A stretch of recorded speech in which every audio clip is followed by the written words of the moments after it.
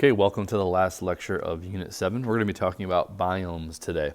So based on this image here, you can see there are large geographic areas, right? So just looking at this image here, you can kind of tell that they range from all the way up to the top, okay? So kind of up here near the poles to the equatorial areas to the South Pole down here. So this particular map here is color-coded, so you can see the different biomes.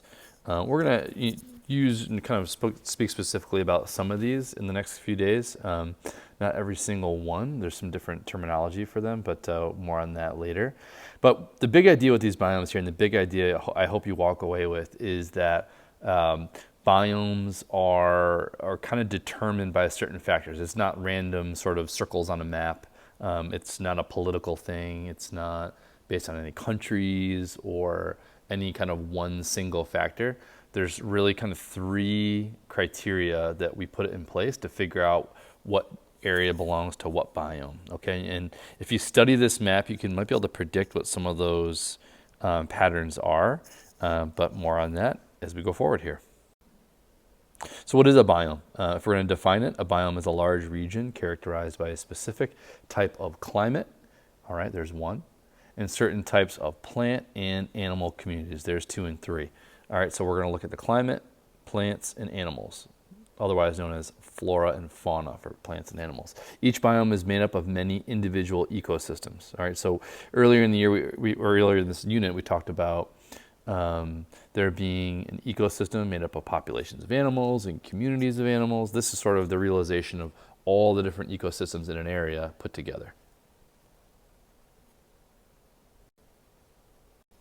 We'll start with plants here because biomes are described by their vegetation because plants that grow in an area determine the other organisms that can live there. Plants have characteristics, specialized structures, or adaptations that allow the plants to survive in that biome. So plants might have long roots, specialized leaves or needles, or pollen, or certain seeds that thrive in cold climate, warm climate, wet climate, or dry climate. Other adaptations include size, shape, and color. So if we think about plants in the tundra, they tend to be short, like smaller shrubs, because they can't obtain enough water, right? So taller trees are kind of more found in rainforests because obviously they get much more precipitation. Again, here's another image of the biomes. So remember what the 3 factors are. The first one's temperature, okay? So if you know anything about the world, you know that along the equator here, it's warmer, okay? It's warmer because it gets more direct sunlight. And if you look at the different biomes that are found along the equator, they include the tropical rainforest. There's the word tropical, right? Meaning warm air. The tropical savanna is near that as well as desert biomes. So all 3 of these are kind of found around that equatorial region. They are warm because, again, the equator receives that direct sunlight.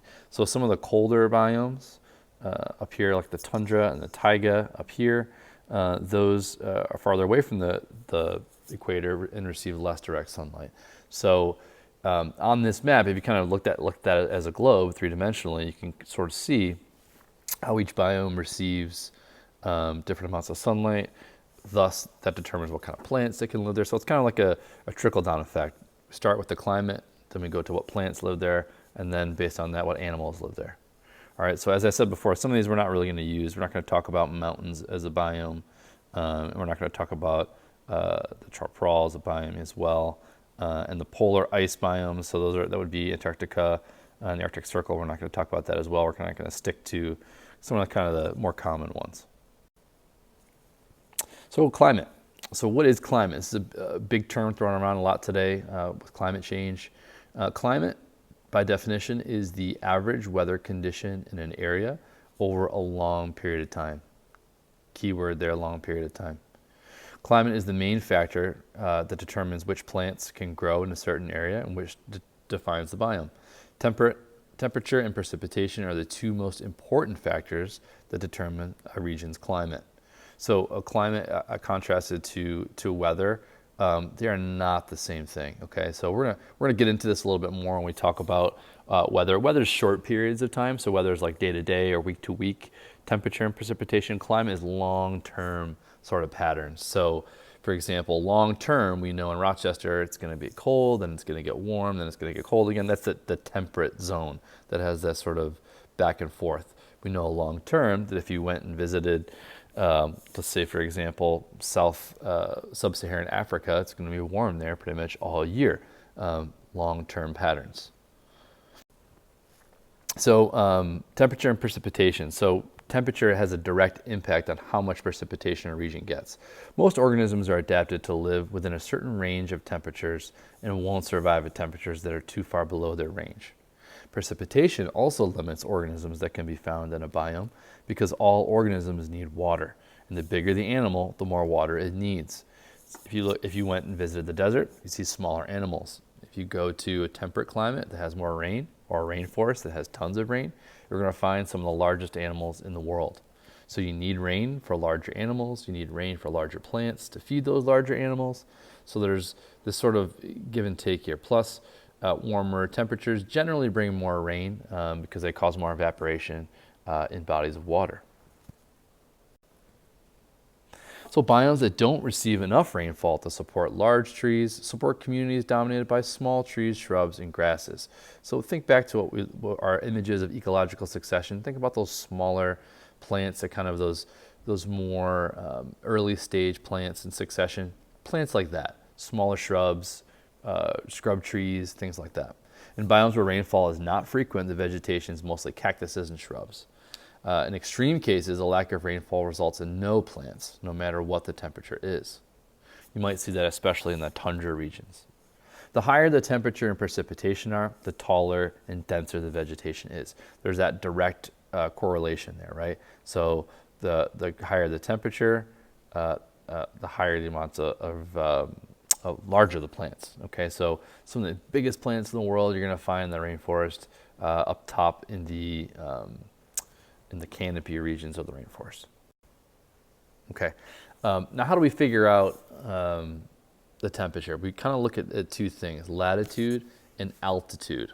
Okay, it's not attitude, but altitude. So latitude is the distance north or south from the equator as expressed in degrees. So if we think about the Earth we think about these lines going horizontally.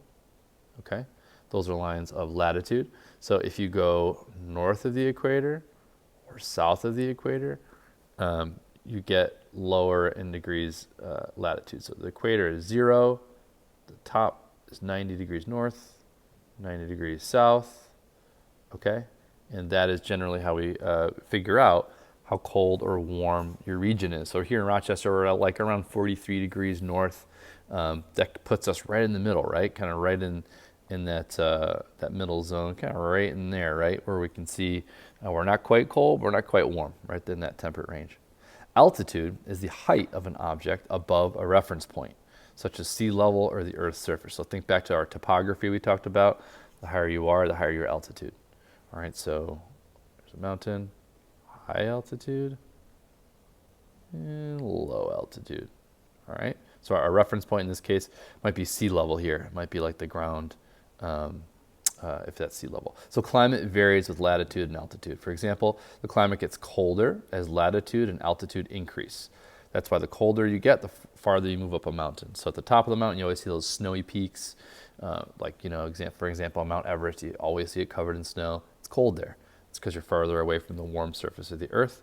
And the farther you go north away from the equator or south away from the equator, the colder it gets as well. Here's a nice little graph showing these kinds of things here. Okay, so again, the drier it gets, you guys can see tropical biomes. All right, and so this is sort of hot and wet in this range, cold and dry in this range, and dry and warm in this range here. So this is a nice little graph here. You can see as temperature decreases, we kind of move up in latitude, and we change from tropical climates to temperate, and subarctic, the taiga, and then the Arctic or the tundra. All right, and as we go from dry to wet, we can see the tropical rainforest is in that kind of sweet spot where it's both hot and wet, and that's what plants like, right? And if you have lots of plants, you got lots of animals. So you see the most biodiversity in a biome like this. You see lots of cool plants and lots of cool birds and amphibians and fish and reptiles. Certainly more interesting than what you're going to find in the Arctic or in the desert. Again, as latitude and altitude increase, biomes and vegetation change. So trees of the rainforest usually grow close to the equator, while mosses and lichens are what you're going to find in the tundra closer to the poles.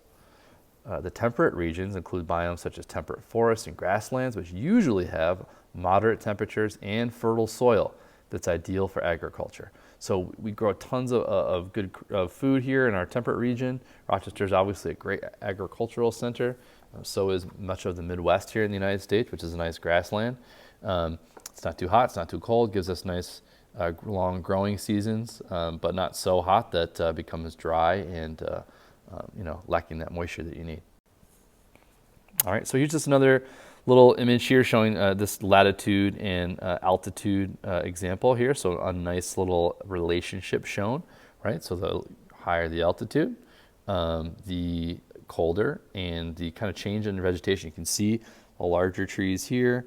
You kind of get not much going up here, kind of smaller and smaller trees, and up there just bare rock, right? Nothing going on up at the top there because it's too cold.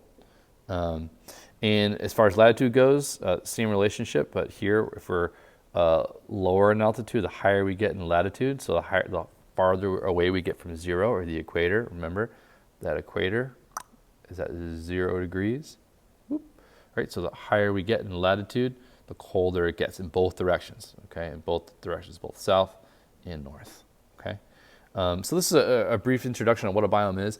You notice we didn't get specific about any of the biomes. We're not talking about details about any of them. That's because you are doing a project where you're going to be teaching each other about our 6 main biomes, and that's starting up very soon. So study up on this content here. Be ready for a short quiz in class, and I hope you are well, and take care.